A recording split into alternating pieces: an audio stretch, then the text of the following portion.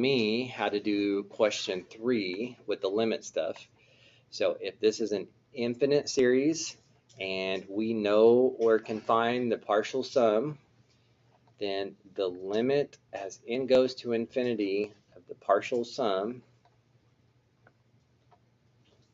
is what's going to happen to this guy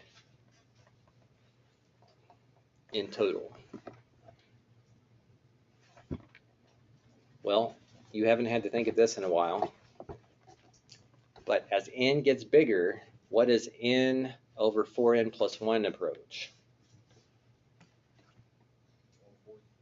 Exactly, and how did you know that?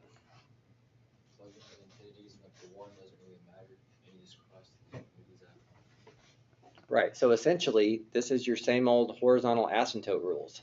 When the degrees were equal, so your numerator is going to infinity and your denominator is going to infinity, but your denominator is going to infinity 4 times faster than your numerator. So remember how you just took leading coefficient over leading coefficient? So that's where a fourth comes from. If you go all the way to the right of that graph, it's approaching a y value of a fourth. We call that horizontal asymptote. We can use that rule here as well to see that this would approach a fourth. So once again, adding up an infinite number of items, and we can still determine what number it reaches once you do it an infinite number of times without trying to obviously do it an infinite number of times physically.